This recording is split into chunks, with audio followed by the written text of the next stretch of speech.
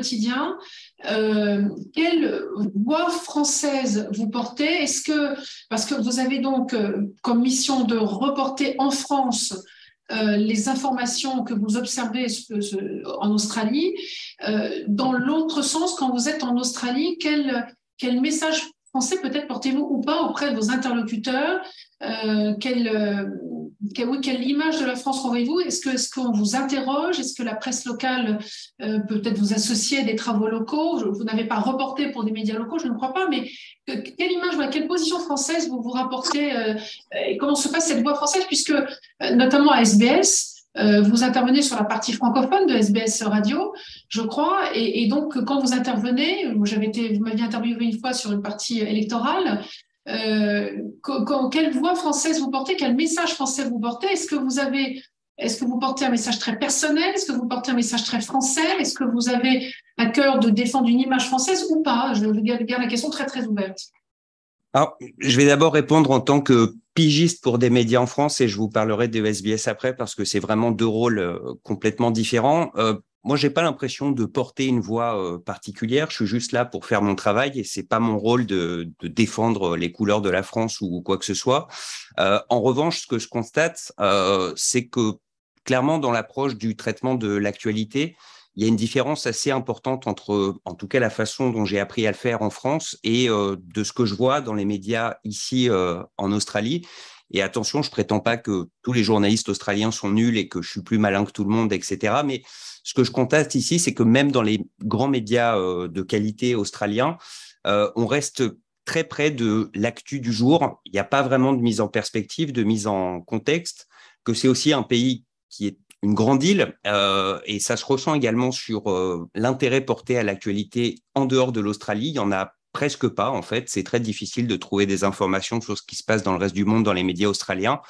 Et je crois, et ça, certains de mes interlocuteurs dans mes reportages, etc., me l'ont dit, c'est que ils trouvent que on a l'impression que quand on vient les voir pour leur poser des questions, on a un peu plus bossé notre sujet avant d'arriver, qu'on n'est pas juste là pour récupérer la petite phrase qui va durer 10 secondes, qui va aller bien dans l'article qui est déjà préécrit. C'est peut-être ça où je verrai la différence et que, pour reprendre vos termes, que je porte la voix de la France ici, c'est que auprès de mes interlocuteurs, ils ont l'impression en tout cas que quand je fais une interview avec eux, que c'est vraiment différent de la manière dont les Australiens la font. Et encore une fois, je dis ça en toute humilité, sans prétendre que je suis plus malin que tous les autres, mais il y a quand même une différence effectivement dans la façon dont en France, dans les médias, on aborde l'actualité et comment elle est traitée ici en Australie. Pour ce qui est de SBS… Donc c'est donc une manière française de traiter l'information, on va dire ça comme ça. Oui, encore une fois, je pense que ce qui la caractérise, en tout cas ce qui la différencie clairement de la façon dont c'est fait en Australie, c'est le souhait toujours de placer une actualité dans un contexte plus large, de réexpliquer quelles sont les problématiques autour de tel ou tel sujet et de pas juste rester sur l'actu du jour J et puis le lendemain on passe à autre chose et on a complètement oublié quand une actu similaire revient un mois plus tard qu'on en a déjà parlé. Voilà. Pour ce qui est de SBS, c'est très différent puisque donc effectivement, ça fait partie de… Alors c'est pas 100 langues, mais c'est plus de 60, ce qui est quand même déjà un record du monde, effectivement. Pour revenir très vite sur l'historique, ça a été créé, il me semble, dans les années 70-80, en gros au moment où l'Australie a adopté l'équivalent de la sécurité sociale, Medicare, et le gouvernement d'alors s'est dit, on a quand même plein de gens ici qui vivent dans ce pays sans vraiment maîtriser l'anglais, ce serait bien qu'ils soient au courant qu'ils ont des droits nouveaux, et donc il faut leur parler dans leur langue. Et c'est ça la grande différence avec l'audiovisuel extérieur de la France, qui est une vision française de l'actualité offerte au reste de la planète. Comme vous l'avez dit tout à l'heure, là, l'idée, c'est vraiment de parler aux différentes communautés qui sont en Australie. Et comme vous l'avez dit, dans certains cas, c'est vraiment des langues niches, j'ai envie de dire, des gens qui viennent des Samoa ou effectivement certains dialectes africains où, d'après le recensement, il y a 1000-2000 personnes dans le pays qui parlent dans cette langue. Et pourtant, il y a un programme radio dans leur langue qui est diffusé. Ça a été très utilisé, notamment au moment de la pandémie, pour transmettre et traduire toutes les informations qui étaient données sur l'évolution des règles sanitaires, la politique de vaccination, etc., etc. Pour ce qui est de SBS French et comme de toutes les autres déclinaisons qui existent, il y a quand même un côté c'est un peu une radio communautaire. Enfin, c'est la radio des francophones d'Australie. C'est eux notre public principal, même si en fait derrière il y a beaucoup de francophiles aussi ou d'anglophones qui ont une appétence pour le français, qui veulent progresser, qui nous écoutent aussi pour ça. Et là, effectivement, c'est vrai qu'on a un peu un rôle de représentant auprès de la communauté française. On se tourne vers nous pour nous faire remonter un certain nombre de choses, etc. Et auprès des autorités au sens large en Australie, on nous perçoit également comme le média pour s'adresser en gros à la communauté francophone d'Australie. Voilà. D'accord. Donc là, dans ces émissions que vous faites en français, dans lesquelles il y a à la fois des francophones, pas forcément français, et des anglophones qui s'intéressent au français, qui le parlent en tout cas, puisqu'ils viennent écouter le programme, les messages que vous véhiculez, est-ce que vous faites, est-ce que vous êtes vigilant à avoir un message français, je dirais pas à défendre, je ne parle pas de défendre le gouvernement français, c'est autre chose, ça, on serait dans la politique, c'est pas ça. Mais les valeurs françaises, ce qu'on peut incarner, et on a un vrai sujet sur pour ça que je vais vous poser la question à la fin de la séance sur le récit français, sur des éléments du récit français. Qu'est-ce qu'être français? Pourquoi être français? Pourquoi s'intéresser aux Français, aux personnes françaises? Voilà, donc c'est ça que j'aimerais savoir dans votre travail sur SBS. Ma réponse risque d'être décevante, mais je pense qu'on le fait sans se rendre compte. Pourtant, dans l'équipe, alors il y a 2 Français, il y a quelqu'un qui vient de l'île Maurice, on a un Rwandais aussi, donc il n'y a pas que des Français derrière SBS en français, mais je pense qu'on le fait sans s'en rendre compte parce qu'on a tous ce bagage, on a tous né, on a tous vécu en France pendant de très nombreuses années, et je sais que notre approche de l'actualité, les angles qu'on choisit sont forcément un peu différents de ce que font nos collègues qui travaillent en espagnol, en italien, en grec, en chinois, etc., etc.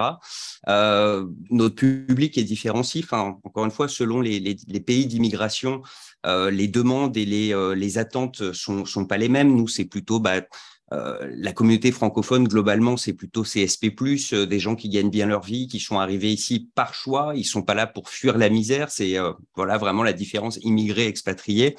Mais je ne crois pas qu'on porte une voix française particulière, ou encore une fois, si on le fait, c'est de façon inconsciente. Ce que je peux vous dire, c'est que comme c'est aussi une radio communautaire, évidemment, on parle de ce qui se passe au sein de la communauté, et je suppose qu'on parle beaucoup plus de pâtisserie et de gâteaux que certains de nos collègues, par exemple. Voilà, ou de fabricants de saucissons installés à Sydney ou à Melbourne. Je ne suis pas sûr que mes collègues en vietnamien parlent autant de nourriture que nous, par exemple.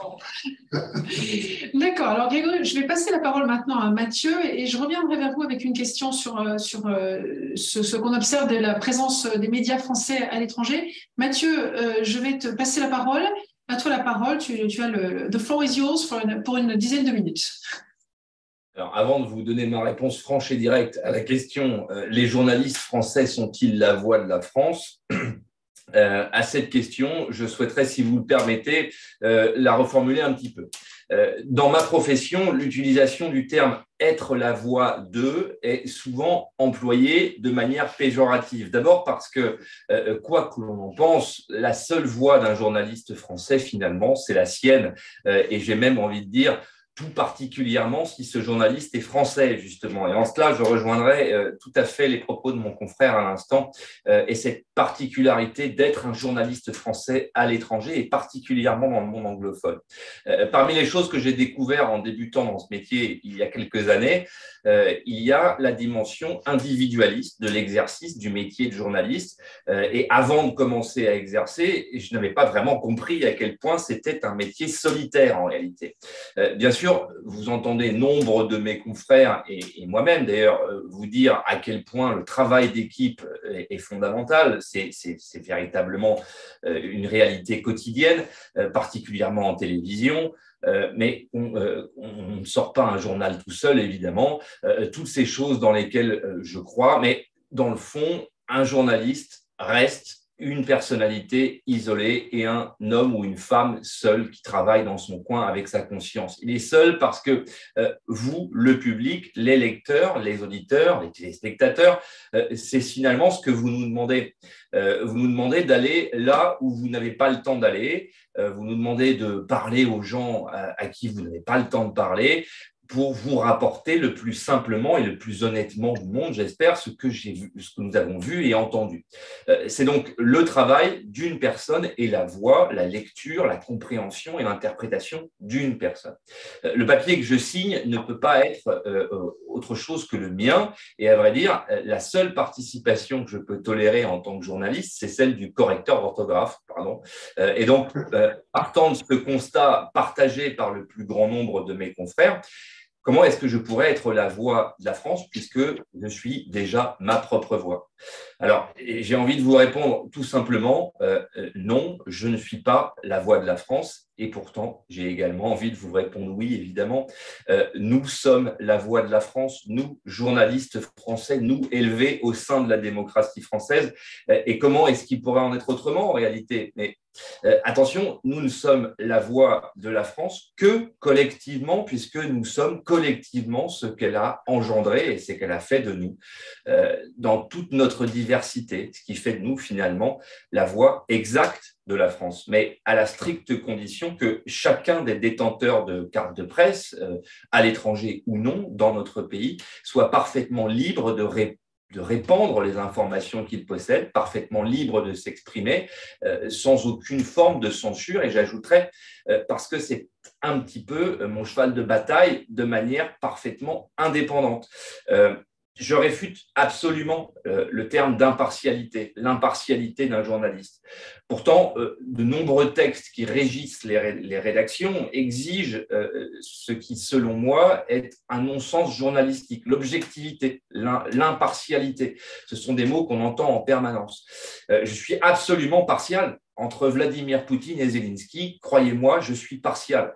Est-ce que vous croyez vraiment que je sois impartial lorsque je dois traiter une actualité qui met en perspective les délires de Donald Trump dans le cadre du Covid et ceux d'un médecin américain scientifique reconnu par ses pairs? En fait, j'ai parfaitement choisi mon camp. Est-ce que vous croyez que je cherche à comprendre la capture, la déportation et la rééducation des Ouïghours de manière objective? Est-ce que vous croyez que je cherche à donner un sens rationnel à tout cela? Évidemment non. Ce que je dois, en revanche, aux gens qui m'écoutent, à vous en réalité, aux gens qui me lisent, c'est d'abord du travail, un travail de recherche pour ceux qui n'ont pas le temps, faire un travail de compréhension, un travail de pédagogie et surtout, absolument, avec honnêteté. Préférons 100 fois l'honnêteté à l'impartialité. L'impartialité, c'est 5 minutes de temps de parole pour les Juifs et 5 minutes de temps de parole pour les nazis. Vous voyez bien que ça ne marche pas. Alors, vous me direz, qu'est-ce qu'il en est quand le sujet est moins marqué que ceux que je viens d'évoquer et que les exemples que je viens de prendre, parce qu'après tout, prendre le parti de Zelensky face à Poutine, c'est quand même le meilleur moyen de se ranger sans risque dans le camp de la majorité, si on voulait être un peu cynique. Mais je ne veux pas trop m'éloigner du sujet, pardon. Les journalistes français sont-ils la voix de la France? Absolument oui, mais collectivement et uniquement collectivement parce qu'ils sont le résultat de ce que la France leur a enseigné, parce que nous, journalistes français, sommes collectivement le résultat d'une pensée française variée, contradictoire, complexe, ancienne, jalonnée de triomphes, de désastres et d'erreurs. Les journalistes français sont l'émanation de la nation, évidemment, et donc parlent aussi pour elle, par elle. Parce que je vis aux États-Unis, je puis vous affirmer que s'il est possible d'enfermer le journalisme français dans une petite boîte, c'est impossible. Il est possible d'en dessiner en revanche les contours flous, ce qui nous permet au moins de le différencier du journalisme britannique, américain, chinois ou coréen du Nord ou australien. J'ai entendu mon confrère à l'instant finalement dire des choses que je ressens au quotidien. Aux collégiens qui ont pu m'interroger pour comprendre mon métier, je n'ai donné qu'un seul conseil finalement, celui que je m'applique à moi-même pour tenter de ne pas vous tromper lorsque je vous parle à la télévision. Variez vos sources, ne lisez pas tous les jours les mêmes journaux, n'écoutez pas les mêmes chaînes de télévision, ne regardez pas tous les jours la même télé. CNews nous informe, pas forcément au sens où vous et moi l'entendons, mais CNews nous dit des choses et nous renseigne sur les maux qui guettent ce pays, qui guettent la France, sur les angoisses d'une partie de la population française et bien d'autres choses encore. Je crois jusqu'à aujourd'hui que les journalistes français sont la voix de la France parce que leur travail est consommé par une population variée. Alors bien sûr, il y a des dominantes, il y a des gens de droite qui lisent Le Figaro, il y a plus de gens de droite qui lisent Le Figaro que de gens de gauche, et plus de gens de gauche qui lisent Libération que de gens de droite, mais ici aux États-Unis, et je terminerai là-dessus, dans ce pays où je vis depuis presque 5 ans, je peux vous assurer que jamais un républicain d'Alabama ne regarde CNN. Jamais un démocrate de l'Upper East Side ne se réveille avec Fox News. Ce serait un cauchemar pour lui. Ça, c'est terminé. Vous pensez que notre pays est plus fracturé qu'avant ? Croyez-moi, nous sommes bien loin du pire. Ici, la fracture et les murs qui existent concrètement entre les communautés politiques, sociales, raciales, religieuses, ethniques, on en parle tous les jours, des fractures urbaines, du centre ou des côtes, tous les moyens sont bons pour enfermer dans des certitudes largement consolidées des communautés avec l'aide d'un traitement médiatique unique. Les journalistes américains sont-ils la voix de l'Amérique ? Non, ils ne le sont plus depuis longtemps. Tout au plus, ils sont la voix de leur communauté et c'est précisément ce que nous devons éviter.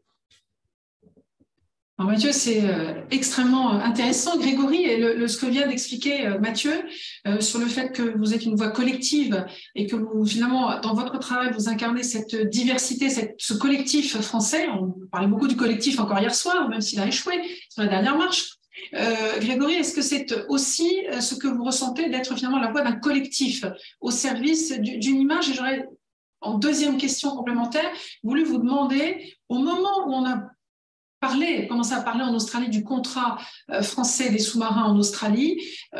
Comment avez-vous traité l'information? Comment avez-vous observé qu'elle était traitée? Est-ce que vous, comme journaliste français sur place, vous, maintenant avec le recul sur cette histoire, y a-t-il des éléments dans votre communication que vous auriez pu faire autrement quand vous avez pris la parole sur SBS Radio, par exemple, ou quand vous avez interrogé dans le cadre de vos travaux différents interlocuteurs en Australie?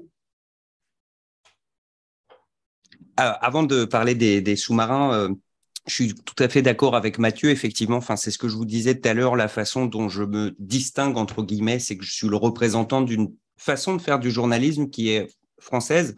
Mais en revanche, la voix de la France au sens de la voix du pouvoir en place ou du gouvernement, absolument pas. Et il faudrait absolument pas le devenir parce que je pense qu'on perdrait tous en crédibilité. Et c'est très important puisque, notamment à travers l'audiovisuel extérieur, que ce soit RFI ou France 24 qui diffusent dans des langues autres que le français, j'ai pu constater en Australie, il y a quelques années aux États-Unis ou d'autres pays, qu'il y a des gens qui regardent France 24 ou qui écoutent RFI alors qu'a priori, ce ne serait pas le premier média vers lequel ils devraient se tourner et qui l'écoutent spécifiquement parce que ils ont l'impression que l'information était peut-être moins biaisée, orientée que sur leurs médias nationaux, y compris aux États-Unis, et surtout que c'était un regard porté sur l'actualité qui était différent et qui trouvait particulièrement intéressant. Pour ce qui est des sous-marins, alors j'étais pas là au tout début de la signature du contrat. Hein. Je suis arrivé ici en 2018, donc quelques mois après mon arrivée, je crois que la grosse actu, c'était la signature de l'accord de partenariat stratégique qui a fini par capoter quelques temps plus tard. Et ce que j'ai constaté en tout cas, c'est que en fait, l'information a suscité un intérêt beaucoup plus grand en France qu'en Australie. Enfin, en gros, en Australie, il y a eu la fameuse conf de presse du 15 septembre avec Biden, à l'époque Morrison et Boris Johnson. D'ailleurs, 2 sur 3 ne sont plus là, soit dit en passant. Alors ça, évidemment, le jour où c'est tombé, c'était l'actu du jour, ça tournait en boucle partout. Il y a eu quelques papiers le lendemain, un peu d'approfondissement, etc. Et puis après, c'était fini, quoi. Alors qu'en France, vraiment, pendant 15 jours, on ne parlait que de ça. C'était vraiment, on a été trahis, c'est un scandale. On va reprendre les essais nucléaires à Mururoa. Vraiment, on les déteste, ces Australiens, quoi. Et oui, alors, c'est peut-être pas le moment dont je suis le plus fier. Enfin, comment dire, enfin, j'ai fait mon travail aussi sérieusement que possible, bien entendu, et voilà, interroger différentes sources, des interlocuteurs australiens, pourquoi, comment, est-ce que tout ça est justifié, etc. Mais c'est vrai qu'il y avait quand même un petit côté cocorico dans le traitement qui venait sans doute un petit peu de ma part. Pourtant, enfin, j'ai pour le coup aucun militaire dans ma famille, la marine navale, enfin, personnellement, ça ne me concerne pas. Et puis, il y avait aussi les demandes de mes rédacteurs en chef, quoi, et qui étaient un peu, allez, il faut leur en mettre plein dans la tronche, quoi. Donc, un petit peu, pas tous, et pas forcément de façon aussi violente, mais disons que s'il y avait une information désagréable à l'encontre de Scott Morrison, par exemple, c'était plus intéressant que de montrer que peut-être que la France, que ce soit navale, le gouvernement ou autre, avait un petit peu eu aussi de son côté quelques insuffisances, quoi. Voilà. Juste pour terminer, sans citer le média pour lequel je l'ai fait tout récemment, ça n'était pas une proposition de ma part, c'est pour le coup l'un de ces médias à Paris qui me l'a demandé en envoyant une dépêche à l'AFP. Ils ont remarqué que Scott Morrison avait eu quelques ennuis récemment au Parlement. Il a fait l'objet d'une motion de censure parce que donc il s'était attribué des ministères en secret pendant la pandémie, sans même prévenir d'ailleurs les membres des gouvernements de son gouvernement qui étaient directement concernés. Et en gros, enfin, l'email qu'on m'a envoyé, c'était, dis donc, on a fait ça. Est-ce que tu ne pourrais pas nous faire un petit papier pour défoncer ce félon, quoi. Bon, c'est pas l'approche la plus, voilà, la plus journalistique qui soit, quoi. Mais comme le disait Mathieu, et je suis assez d'accord aussi, il y a, voilà, l'objectivité, c'est un objectif, c'est un but, mais on est tous humains. Voilà, les articles sont pas encore écrits par des robots. Et voilà. Et j'ai entendu récemment dans un débat quelqu'un citer cette phrase apparemment de Hubert Beuve-Méry, donc le fondateur du Monde, qui disait voilà, l'objectivité n'existe pas, mais ce qu'on fait, et ce qu'on fait tous les jours, c'est de la subjectivité désintéressée. Voilà. Et voilà, donc c'est ce que j'essaie de m'appliquer également dans mon travail. Je ne dis pas que j'y réussis tous les jours, mais on fait tout pour. Et voilà. Et pour revenir sur le sujet de base, effectivement, on représente la France collectivement dans notre approche du métier et la façon de rapporter les actualités dans les pays dans lesquels on vit, mais pas en disant Macron, c'est super, par exemple, quoi. Donc, une subjectivité désintéressée en un seul mot et pas en deux mots. Donc, on sent très attention. D'accord, merci beaucoup Grégory. Mathieu, là aussi, dans ton parcours de journaliste, tu étais en poste dans plusieurs pays différents. Comment as-tu observé cette spécificité française de traiter l'information, et notamment si on en vient maintenant à l'information nationale, puisque bon, là, vous êtes l'information nationale française, j'entends. Hein. Comment observez-vous que cette information nationale française est rapportée dans le pays dans lequel vous vivez? Je vais commencer par toi, Mathieu, puis ensuite je viendrai vers vous, Grégory. Comment cette information est-elle rapportée, et est-ce que il y a des éléments sur lesquels vous dites c'est pas tout à fait comme ça que ça s'est passé, et j'aimerais qu'on puisse en parler autrement. Mathieu. Alors, la question est très intéressante et illustre tout à fait finalement le sujet qu'on est en train de traiter. Si la question est sommes-nous la voix de la France? Pardon. Guillaume, je ne sais pas où il est, Guillaume, je ne le retrouve pas. On va couper ton micro. Ça y est, voilà, c'est bon. Voilà, Mathieu, c'est bon, pardon. C'est intermédiaire. Si la question est sommes-nous la voix de la France, on a commencé à répondre, et je pense qu'en fait on a tous compris quelle était la réponse à cette question. Nous ne sommes pas la voix de la France individuellement, nous ne sommes pas les porte-parole du gouvernement français, évidemment, pas plus en tant que journaliste du service public qu'en tant que journaliste freelance ou journaliste d'une chaîne privée, certainement pas. En revanche, nous ne sommes pas les enfants de personne. Voilà. Nous avons vécu en France, nous sommes évidemment imprégnés des valeurs qui ont fait la France, et donc cela rejaillit inévitablement. Mais évidemment que la réciproque est vraie pour nos homologues dans les pays dans lesquels on travaille. La manière dont les journalistes regardent et donc font le travail que nous faisons vers eux, la manière dont les journalistes regardent la France, les journalistes américains regardent la France, par exemple, est également totalement imprégnée des valeurs américaines et des réflexes américains, avec tout ce que ça peut comporter comme déformation. Il est très, très, très intéressant de regarder, et vous le faites tous presque, puisque vous avez tous une expérience de l'étranger, très intéressant de voir comment les médias des nations étrangères à la France regardent l'actualité française à travers le prisme des valeurs qui ont fait leur pays. Et ici, aux États-Unis, parfois, c'est à s'arracher les cheveux.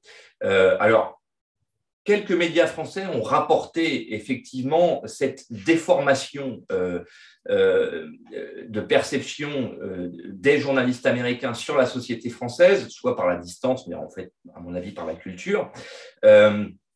Je me souviens notamment d'émissions comme Quotidien, ou le prédécesseur de Quotidien, qui aimait montrer la manière dont les émeutes dans les banlieues françaises étaient décrites sur l'échelle américaine, c'est-à-dire très souvent de manière apocalyptique et caricaturale. Mais de manière un peu plus subtile, plus récemment, il y a une affaire qui m'a d'abord beaucoup occupé et puis beaucoup intéressé, c'est l'affaire George Floyd. L'affaire George Floyd a été beaucoup traitée en France. On l'a beaucoup racontée en France, dans les médias français.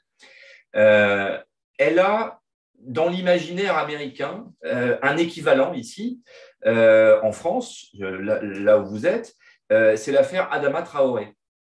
Je ne sais pas par quelle combinaison étrange ou quel raccourci ces deux affaires ont pu être mises en perspective, alors que dans le fond, elles n'ont rien en commun. Mais à travers le traitement que les journalistes américains ont pu en faire, c'est devenu l'exact équivalent à l'échelle de la société française. C'est-à-dire que George Floyd égale Adama Traoré. Et peu importe que les dossiers soient fondamentalement différents, que les histoires soient totalement différentes, la perception que les journalistes américains voulaient avoir, je dis bien voulaient avoir, de l'affaire Adama Traoré, c'était quelque chose qui les déculpabilise un petit peu. Un mécanisme qui venait à dire finalement, bon alors certes, nous on a George Floyd et c'est vrai qu'on tue souvent des Afro-Américains sous les balles de la police américaine, mais regardez, dans ce pays modèle qu'est la France, cette démocratie de légende, cela arrive aussi, donc nous sommes un petit peu moins coupables. Ça, c'était très intéressant. Et c'est ce qui me permet de dire encore aujourd'hui, et en soutien du petit exposé que j'ai fait tout à l'heure, que finalement, les journalistes américains sont probablement beaucoup plus la voix de leur communauté à l'intérieur de cette mosaïque de communauté américaine que ne le sont les journalistes français, y compris les journalistes français qui travaillent pour des médias dits partisans. Un média partisan, ici, c'est normal, c'est presque un pléonasme. Quand on est un média, on est partisan. C'est un des mots de cette société, d'ailleurs, cette société américaine. En France, il existe évidemment des médias partisans, mais je dirais que même nos médias les plus partisans sont moins partisans que le moins partisan des médias américains. Monsieur, merci beaucoup. Alors, du coup, en question complémentaire, lorsque l'un ou l'autre dans votre pays, vous observez qu'un traitement de l'information qui se passe en France ne vous paraît pas tout à fait conforme à ce que vous en percevez, vous, comme Français, quelles seraient vos recommandations pour essayer de, déjà peut-être étape 1, de comprendre et ensuite peut-être éventuellement de corriger, ou de corriger, c'est peut-être le mot est excessif, mais enfin, de nuancer ce que vous observez. Grégory, déjà en Australie, quelles seraient vos recommandations? Que faites-vous si vous avez des excusez-moi, pardon, j'ai eu un moment d'égarement. Vous pouvez répéter, s'il vous plaît? Je disais, lorsque dans votre pays de résidence, donc vous en Australie, vous observez qu'un traitement d'une information, d'une actualité française vous semble traité pas de manière de la bonne manière comme vous percevez cette information, vous, en tant que Français. Que pouvez-vous faire, vous, comme journaliste, pour la nuancer auprès de ceux qui la traitent, ou que penseriez-vous utile qu'il puisse être fait pour apporter une nuance? Je n'irais pas dire jusqu'à corriger, ça serait quand même excessif, mais apporter une nuance avec toutes les précautions d'usage, parce que j'ai bien entendu dans votre propos et dans celui de Mathieu que ces informations traitées, une actualité française traitée par un média en Australie, sera forcément traitée au prisme de la culture australienne. Pour autant, vous pouvez avoir l'impression que parfois elle est mal rapportée. Que pourriez-vous faire? Alors, personnellement, je crois pas grand-chose et je ne sais pas si qui que ce soit en France peut y faire grand-chose. Il faudrait juste, en fait, que l'intérêt suscité par la France en Australie, et moi, j'ai pas travaillé dans d'autres pays avant d'être ici. Avant, j'étais journaliste à Paris, donc j'ai pas de point de comparaison. Et enfin, à mon avis, c'est mieux de discuter de tout ça avec Mathieu parce que, comme je vous le disais tout à l'heure, l'Australie, très insulaire. L'actualité internationale, c'est extrêmement limité dans les médias. La Chine, les États-Unis, un peu l'Angleterre parce que, voilà. La France, voilà, il y a eu un article la veille de l'élection présidentielle et puis des fois, il y a des trucs anecdotiques quand ils trouvent une info marrante ou originale, les préservatifs gratuits, etc., par exemple. Mais c'est à peu près tout. Après, oui, effectivement, il y a des biais, mais je suis tout à fait d'accord avec Mathieu et c'est pas spécifique ni aux Américains ni aux Australiens. Je pense qu'on le fait tous. Moi, je vois bien également que des fois, il faut que j'explique à mes rédacteurs en chef que l'image qu'ils ont de l'Australie, bah, c'est une image, c'est pas la réalité. Non, il n'y a pas des kangourous partout. Tout le monde ne fait pas du surf et est blond. Les choses peuvent être un peu différentes. Donc, je ne sais pas trop ce qu'on pourrait faire à ce niveau-là. Il faudrait que la France prenne un poids sur la scène internationale qu'elle n'a pas eu depuis 200 ans. Peut-être que c'est ça qu'il faudrait faire, mais sinon, je suis pas sûr, quoi. Alors, je trouve ça très intéressant. On va passer la parole à Mathieu. Je voudrais quand même du coup prolonger ma question parce que je trouve ça très intéressant ce que vous dites là. Donc, justement, l'actualité internationale hors des frontières de l'Australie, ça va être un peu les États-Unis, un peu la Chine. Je vois d'ailleurs que la ministre des Affaires étrangères australienne est actuellement ou était en Chine, enfin, en ce moment, Elle y c'est va une grande demain. première depuis fort longtemps. Voilà, il va demain. Voilà, du coup, j'ai l'impression, en vous entendant, je me dis, mais alors, dans ce cas-là, la France qui se tarde de vouloir développer et déployer ses relations avec l'Australie, moi, je préside maintenant le groupe d'amitié France-Australie avec à l'Assemblée nationale. J'ai l'impression qu'on est très très loin du compte pour être un petit peu compris, à peine entendu des Australiens. Qu'est-ce qu'il faut faire? À part les 200 ans de poids, bon ça on ne peut plus revenir dessus. Qu'est-ce qu'on pourrait faire pour renforcer notre présence et faire un écho français en Australie? Bon, alors déjà, je pense qu'il y a une différence. Les journalistes australiens ne sont pas la voix de l'Australie non plus. Et le gouvernement australien, je ne doute pas qu'il a véritablement le souhait de renouer ses liens avec la France et que de ce côté-là, il y a un intérêt véritable. Après, les médias, c'est autre chose. Qui plus est, dans un pays comme l'Australie, le paysage est quand même très compliqué. 70% de la presse en circulation ici, c'est Rupert Murdoch. Donc, voilà, c'est compliqué. Il y a L'Australie, c'est une fédération. Il y a certains États, tous les journaux distribués sont News Corp. Donc voilà, le changement climatique, ça n'existe pas. Tous les maux de la Terre, c'est des gens un petit peu basanés qui en sont la cause, etc., etc. Les femmes, les gays, attention, danger. Donc c'est très compliqué. Alors pour rendre la France intéressante, je sais pas. Honnêtement, je suis désolé, je sèche complètement sur cette question. Encore une fois. Je sais pas, reprendre les essais nucléaires, là, vous êtes sûr qu'on va beaucoup parler de vous dans les médias australiens. Envahissez le pays, je sais pas quoi vous dire, je suis désolé, à part des On va essayer bêtises. de pas être provocateur. On va essayer de pas être provocateur. Alors, merci beaucoup, Grégory. Mathieu, sur ce sujet du traitement de l'actualité française aux États-Unis. Alors, c'est effectivement beaucoup plus facile de répondre à cette question pour moi parce que je suis à Washington et que ici, le sujet de la France arrive sur le tapis régulièrement, même si la France n'est pas le principal sujet de préoccupation des Américains. C'est quand même un sujet qui arrive sur le tapis régulièrement, je dirais une fois par semaine dans un dossier assez lourd. On a beaucoup parlé de l'affaire AUKUS, l'affaire dite des sous-marins, ces dernières minutes, mais pour nous ici, ça a été un dossier extrêmement important, extrêmement lourd. La crise diplomatique qui s'est déclenchée entre la France et les États-Unis, c'était du jamais vu. La dernière fois que cette crise a atteint un tel niveau d'intensité, c'était probablement au moment du non-engagement de la France en Irak. Mais je dirais que sur le plan diplomatique, cette crise-là était encore plus profonde. Le rappel de l'ambassadeur Philippe Etienne à Paris, c'était du jamais vu depuis Rochambeau et Washington.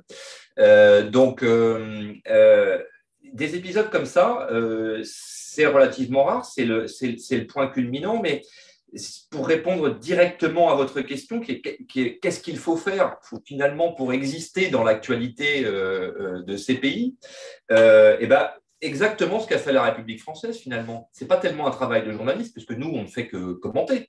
Mais la diplomatie française, après l'affaire AUKUS, vous me pardonnerez l'expression, est rentrée dans le chou de la démocratie américaine et de l'administration Biden comme je ne l'avais jamais vu, avec des effets qui ont parfois été décrits comme mineurs par la presse française en France, mais qui n'ont pas du tout été perçus comme tels ici aux États-Unis.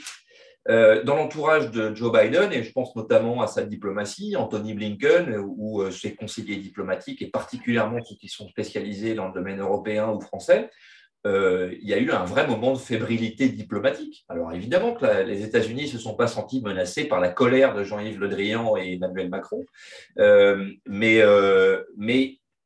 moi, je les ai sentis réellement interloqués en se disant « Ah, mais on a donc vraiment fait une bêtise, quoi ».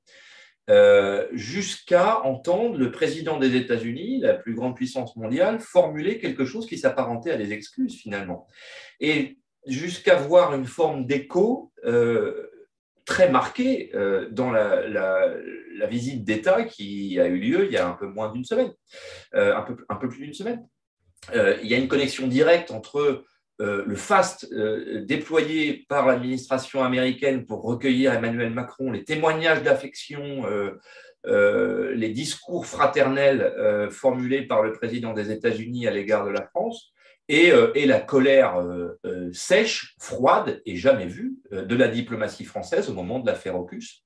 Donc, pour vous faire une petite confidence, moi j'ai adoré ça. J'ai adoré entendre Jean-Yves Le Drian se mettre en colère et insulter le Premier ministre australien et britannique, parce qu'il n'y a pas d'autre mot. Hein. En diplomatie, ça relevait quasiment de l'insulte, quoi. C'était passionnant. Et puis, ouais, ça fait du bien de voir la France être le poil à gratter de la diplomatie américaine pour un moment, et ne pas se laisser marcher sur les pieds. Et encore une fois, tout à fait de manière indépendante, c'est-à-dire que sans cocorico. Mais est-ce que nous, on a eu un rôle à jouer? Je n'ai pas trouvé désagréable de rentrer dans le chou des Australiens depuis Washington en donnant un écho supérieur, ce que je ne fais pas souvent, au propos de Jean-Yves Le Drian qui qualifiait ni plus ni moins les Australiens et les Britanniques de pleutres et de traîtres. Alors, je vais passer la parole. Si vous avez des questions, vous tous qui êtes présents sur cette table ronde, je vais vous passer la parole, que vous puissiez poser vos questions également. Mais donc, tu parlais de poil à gratter. En effet, sur un certain nombre de sujets, la France peut être poil à gratter. Hein, on le voit dans la manière de traiter le conflit, l'agression russe sur l'Ukraine. On le voit dans la manière de répondre à la demande d'aide à l'Ukraine. On le voit dans la manière dont la France se place au sein de l'OTAN. On le voit sur un certain nombre de sujets. On le voit sur la laïcité, où là aussi, on est un peu à poil à gratter. On le voit, des sortes de sujets sur lesquels on est un peu un poil à gratter. Et du coup, ma question à tous les deux, c'est est-ce que vous, comme étant médias français et médias français à l'étranger, est-ce que vous avez ou non un rôle à jouer pour décortiquer, clarifier ce poil à gratter que peut être la France? Il ne s'agit pas de prendre position pour dire c'est bien, c'est pas bien, mais est-ce que vous avez un rôle à jouer pour clarifier cette position poil à gratter de la France? Mathieu ou Grégory? Alors, Grégory, je sais pas. Peut-être Mathieu d'abord, le temps que je réfléchisse un peu. Pardon, c'est un peu lâche, mais là, j'ai envie de dire non. On n'a pas de rôle à jouer. D'abord parce que notre travail, c'est quand même de capter l'information. Enfin là, je veux dire mon travail, je ne vais pas parler pour Grégory, mais je pense qu'il sera à peu près d'accord avec moi. Notre travail, c'est de comprendre le pays dans lequel on vit pour le raconter aux gens qui nous ont envoyés ici. Et non pas d'envoyer des messages à nos hôtes, si vous voulez. Ça arrive évidemment, mais je dirais en marge de notre métier. Quand je fais quelque chose comme ce que je suis en train de faire, c'est-à-dire quand je suis invité par des médias américains, par exemple, ou par des think tanks américains qui me demandent de donner mon regard de français sur l'Amérique.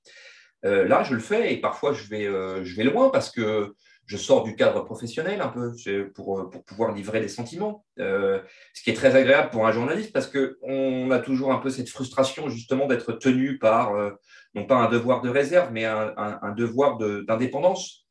Je vous ai dit que je m'étais un peu lâché au moment de l'affaire Aucus, mais finalement pas tant que ça. Autant qu'un journaliste français peut se lâcher quand il appartient au service public de l'audiovisuel, c'est-à-dire très peu et tant mieux.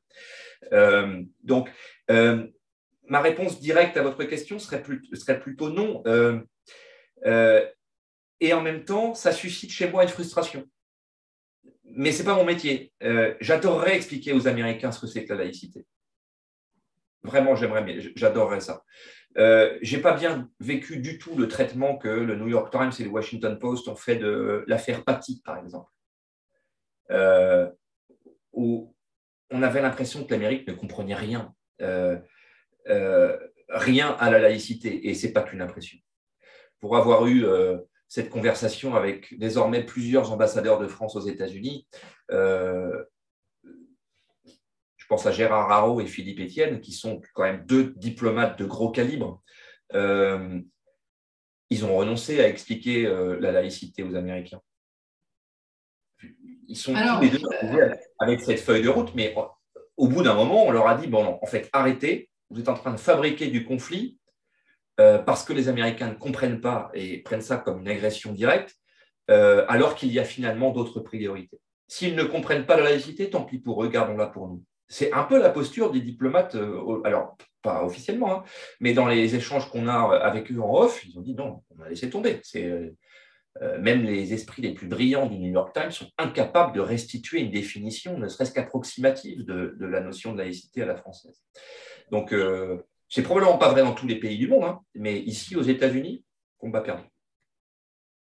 Grégory, j'ai passé la parole, mais du coup, je suis très inquiète à entendre tes propos, Mathieu. Je me dis que quand on a des messages clés, des éléments importants qui peuvent être, encore une fois, nos éléments poil à gratter français, spécificité française, je comprends que ça passe pas forcément par vous, journalistes français présents sur place, que de faire cette clarification de ces notions-là. Mais alors du coup, que faut-il utiliser? Comment faire? Parce qu'on a quand même un enjeu derrière de poids de la France, d'influence française, de relais d'opinion français auprès des pays dans lesquels vous vous trouvez. Grégory, comment faut-il faire alors? Effectivement, ça passe pas par nous puisque nous, l'information va plutôt dans la direction inverse. Comme le disait Mathieu, je pense prendre des paroles fortes qui vont être reprises, écoutées, voilà, toujours sur l'affaire des sous-marins, effectivement, ce qu'avait dit à l'époque Jean-Yves Le Drian, le fait qu'il se marre à l'annonce de la perte des élections par Scott Morrison, ça pour le coup, tout le monde en a parlé et a repris les propos très acerbes qu'il a eu à ce moment-là. Le I don't think I know de Emmanuel Macron aussi a fait très mal.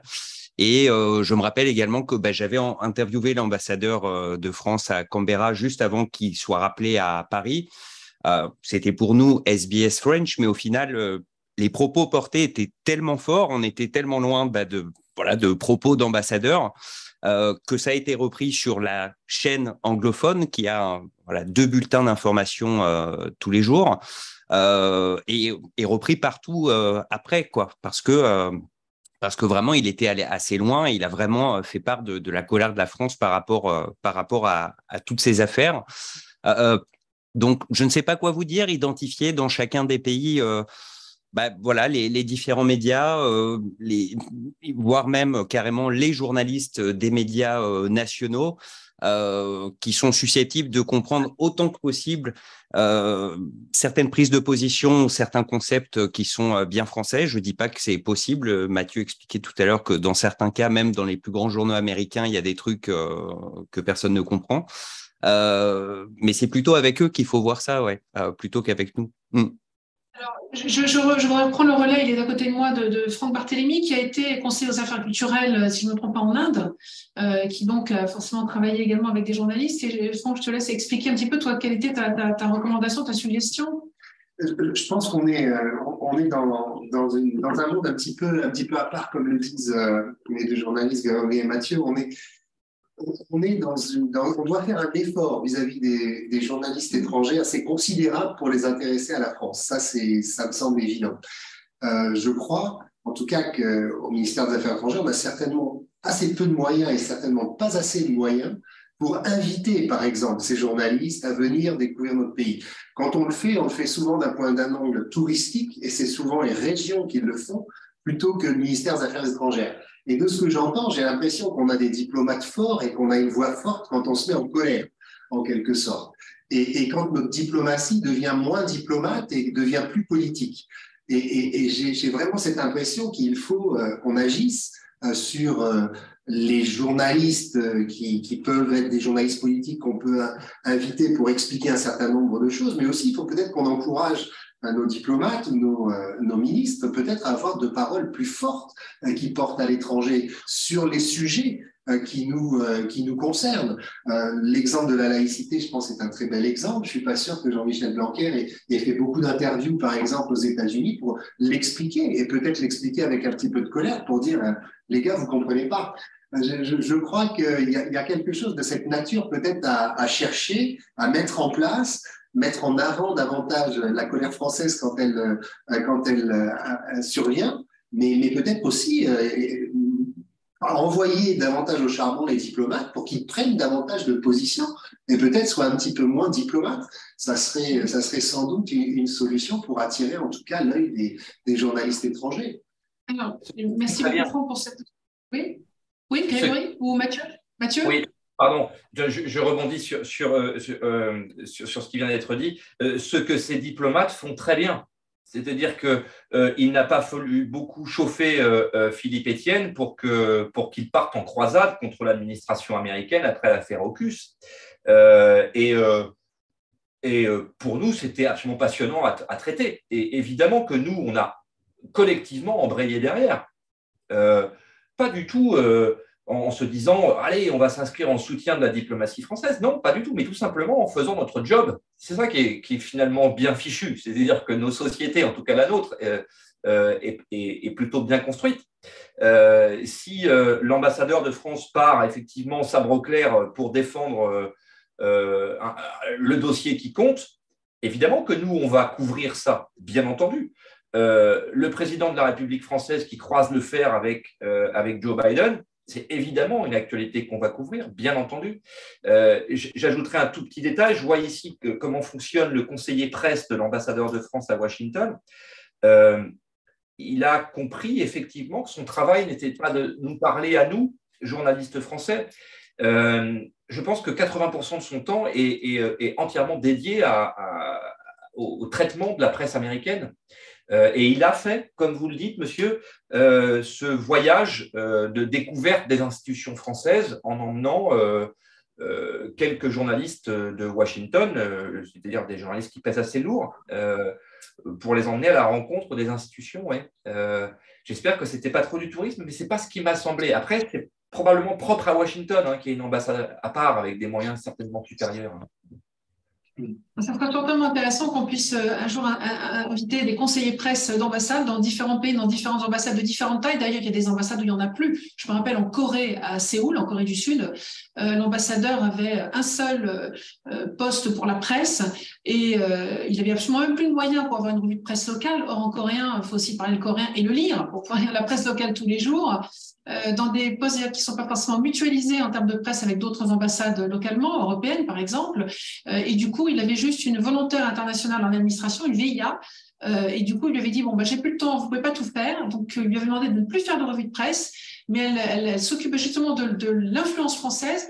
Elle montait de l'actualité française sous forme de webtoons, qui était l'outil de communication privilégié des Coréens, c'était donc il y a 5 ans à peu près. Et donc l'ambassadeur avait mis le doigt sur cet outil de communication très propre aux Coréens pour véhiculer de l'information de l'actualité française vers les Coréens. Donc voilà, il avait utilisé, mais enfin c'était une VIA qui lui faisait ça, qui avait le talent pour le faire. Donc là, on en revient aux moyens de nos ambassades et de nos consulats.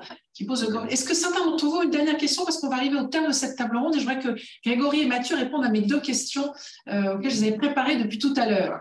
Est-ce que certains d'entre vous ont des questions à poser qui êtes dans la table ronde? Dites-moi. Sophie. Oui, merci beaucoup, Anne. C'est hyper intéressant. Et Monsieur Mabin, bonjour. On s'est vu il n'y a pas longtemps. Oui, il n'y a pas longtemps. En fait, j'ai deux petites questions. Une, pour confirmer ce que tu dis, Anne, c'est-à-dire que nous, par exemple, à San Francisco, on n'a qu'une VIA qui s'occupe surtout de la communication presque interne du consulat vis-à-vis de la communauté française. Donc, en fait, elle n'a pas vraiment… Alors, c'est vrai que nous sommes qu'un consulat, mais elle n'a pas vraiment ce rôle de presse à proprement dire. Donc, elle s'occupe du site, des communications avec nous. Donc là, il y a effectivement un manque. Et l'autre question que j'avais pour M. Mabin, c'est comment vous conciliez cette difficulté de faire comprendre aux Américains la neutralité dont vous avez parlé au début, c'est-à-dire vous n'êtes pas pro-Macron ou contre Macron. Moi, ce que j'ai l'impression, c'est que les Américains, finalement, ils ont un regard assez bienveillant de notre président. Ils l'aiment beaucoup, ils l'encensent. Alors, c'est peut-être les médias que je regarde. Et comment vous conciliez-vous quand vous avez envie de transmettre des messages qui vous semblent peut-être plus pertinents et qui mettent de côté justement l'image du président pour faire passer ces messages et cette France qui, au niveau des médias, attaque quand même beaucoup le président. Comment est-ce que vous arrivez, vous, à concilier les deux pour faire passer des messages, en fait? Alors, d'abord, je constate la même chose que vous, c'est-à-dire que l'image des dirigeants français ces dernières années est plutôt bonne. Mais je dirais qu'elle est bonne aussi parce que les dirigeants français ne sont pas le principal sujet de préoccupation des médias américains, qui sont très égocentrés. Okay. Lorsqu'il s'agit de médias nationaux, ils ont quand même les yeux rivés sur le camp qu'ils défendent au niveau national. Alors, je vais dire des mots. CNN, par exemple. Avant d'arriver aux États-Unis, j'avais une certitude, c'est qu'il existait là-bas, dans ce grand pays que je ne connaissais pas, une chaîne qui s'appelait Fox News et qui était une chaîne partisane. Ça, je le savais, parce que je me souvenais, encore une fois, de la crise diplomatique qui avait opposé la France et les États-Unis au moment du non-engagement de la France en Irak. Et puis, quand je suis arrivé ici, j'ai pris la pleine mesure de ce qu'étaient des médias partisans, en découvrant CNN, par exemple. CNN que je suis obligé de regarder parce que c'est la plus grosse agence, finalement, qui traite l'actualité américaine. Et donc, ils savent tout avant tout le monde et plus vite. Donc, j'ai besoin d'eux. Donc, je les consomme. Mais ça m'a permis de me rendre compte à quel point CNN était un média partisan. À mon avis, l'exact équivalent de Fox News. En infraction totale avec les valeurs journalistiques qui font un journaliste français, de mon point de vue. Exactement ce que nous ne devons pas devenir. C'est pour ça que je regarde des chaînes comme CNews avec inquiétude. C'est que j'y vois une forme de glissement. On est encore très, très loin des Américains.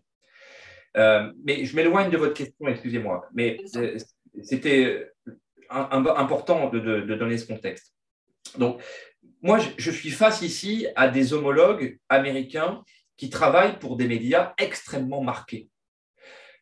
Donc, ma posture est bien souvent une posture défensive. Encore une fois, pas dans l'exercice de mon métier, mais dans ma relation à eux. Évidemment que quand je vais à la Maison-Blanche, j'échange avec des confrères américains qui bien souvent portent un regard non pas caricatural, mais au moins simplifié, alors que je m'adresse en théorie à une certaine forme d'élite intellectuelle. Mais je pense que cette simplification vient du fait qu'ils servent un média dont la ligne est partie. Aujourd'hui, si je veux consulter un média que je qualifierais d'indépendant en tant que journaliste français, il faut que je consulte un média local. Je trouve dans la presse des grandes agglomérations une information beaucoup plus proche de ce que je considère être de l'information. Je vais donner un exemple, le Boston Globe, par exemple, qui est un excellent journal et qui, pour moi, est l'équivalent de la fusion d'un journal qui pourrait être Le Monde et Le Figaro, où les différentes sensibilités sont représentées, parce que la mission du Boston Globe, c'est de donner aux habitants de Boston un regard sur le monde, sur eux-mêmes et sur la nation américaine. Est privé, ce journal? Pardon? Est-ce qu'il est privé dans les mains d'une famille, par exemple, ce journal? Alors, non, votre question est intéressante. Il n'est pas privé dans les mains d'une famille. Il appartient à un consortium et l'une des composantes du consortium, ce sont les journalistes eux-mêmes. Voilà. Ça vous rappelle quelque chose? D'accord. Grégory, sur cette question, comment faire le lien que posait Sophie?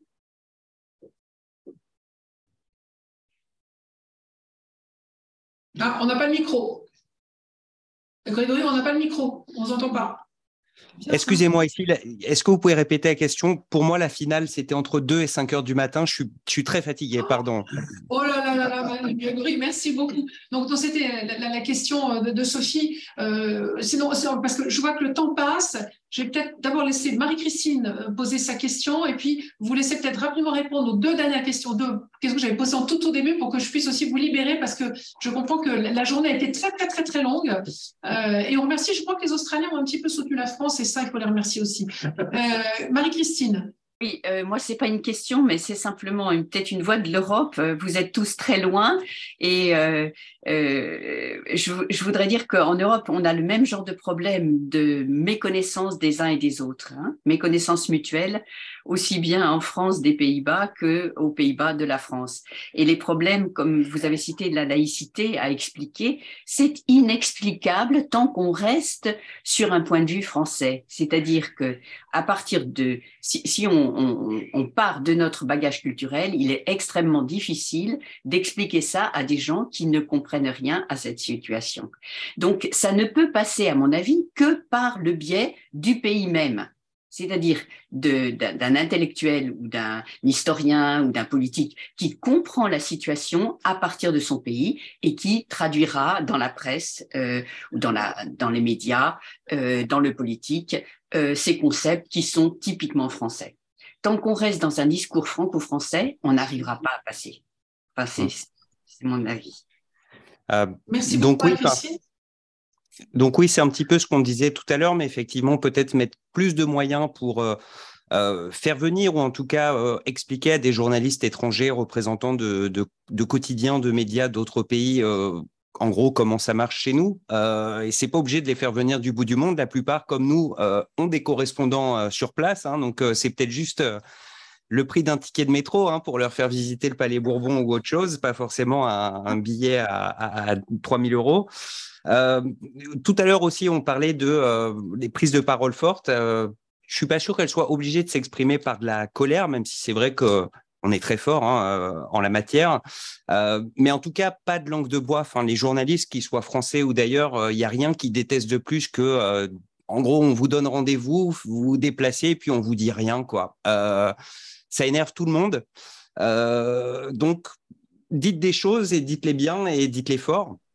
Et n'hésitez pas à aller loin. Si je peux donner une anecdote par rapport à ça, avant de partir travailler à l'étranger, je travaillais au Parisien. Et sur les dernières années, je m'occupais de tout ce qui était transport, mobilité, déplacement en région parisienne. Vaste sujet. J'étais notamment chargé de suivre la SNCF et qui concentre un petit peu toutes les difficultés. Et on avait établi avec le patron à l'époque de Transilien qu'on se voyait de façon informelle une fois par mois pour un petit peu balayer les grands sujets. Et puis voilà. Et on fait un déjeuner comme ça.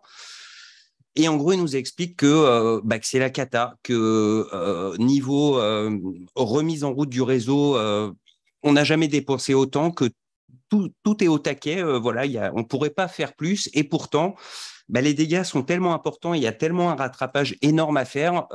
En gros, il nous dit, sur le RER, etc., va y avoir des retards importants pendant encore au moins 8 ans.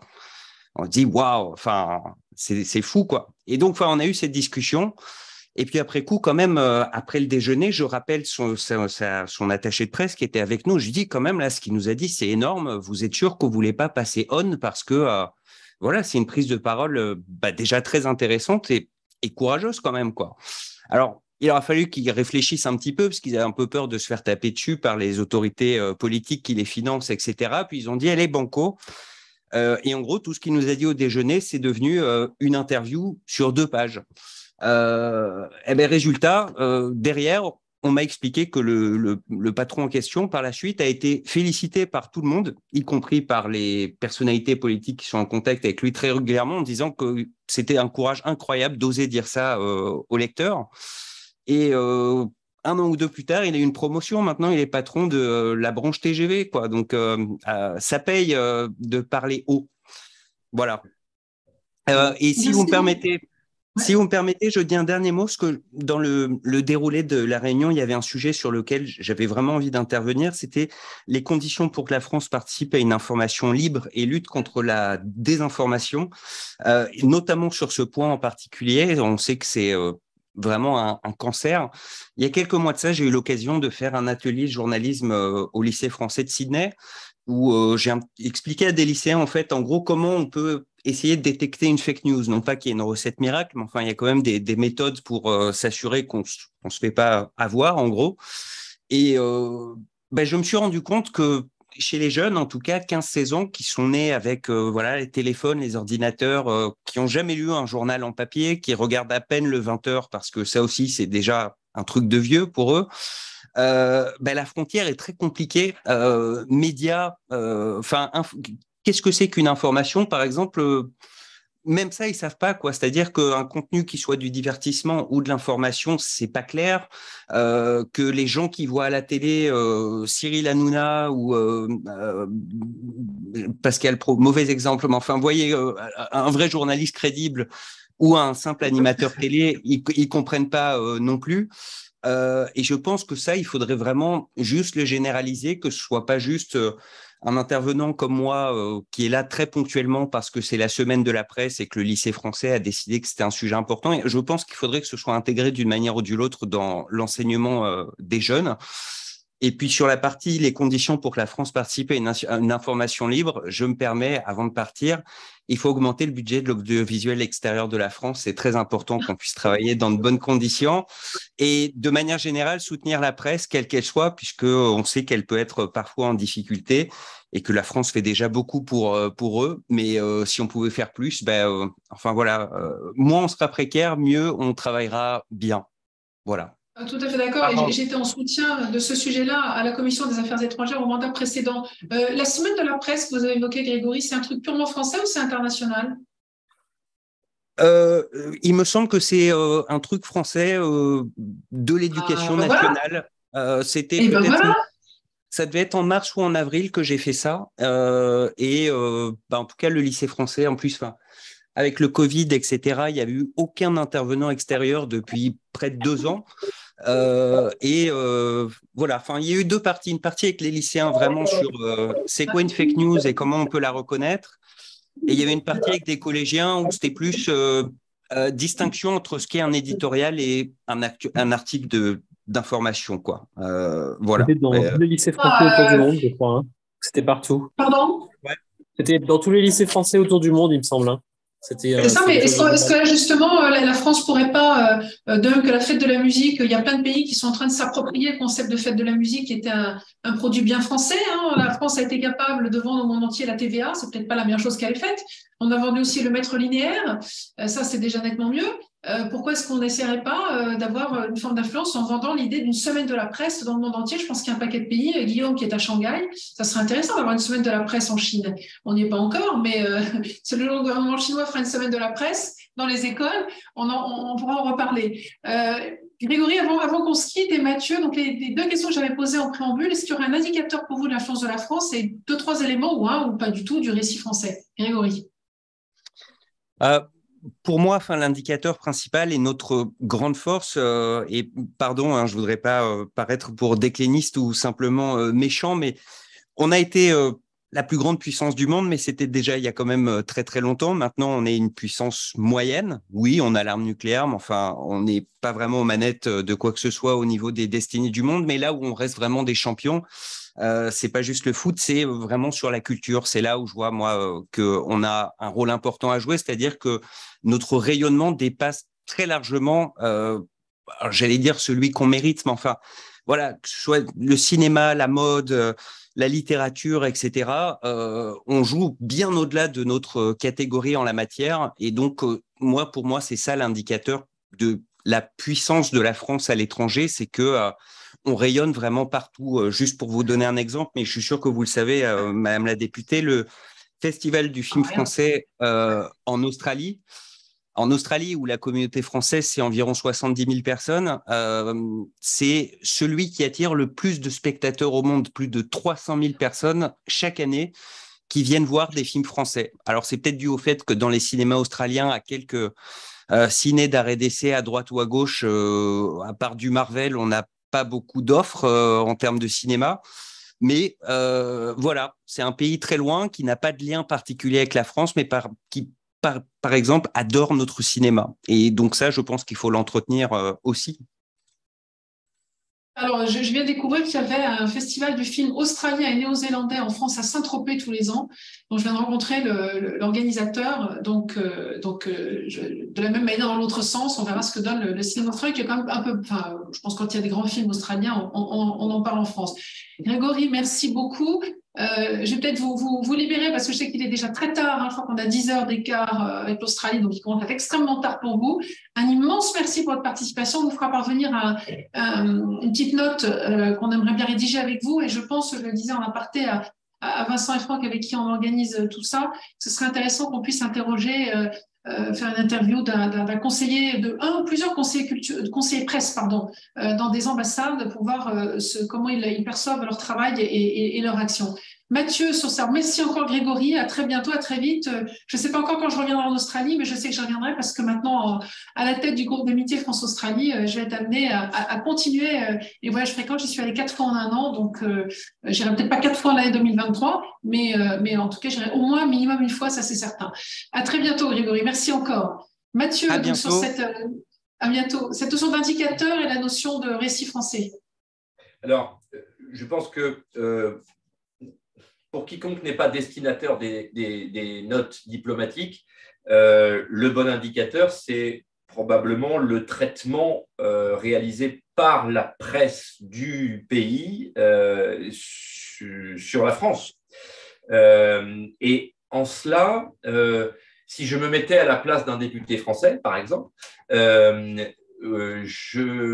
peut-être que j'accroîtrais, j'augmenterais mes efforts à destination des correspondants étrangers à Paris.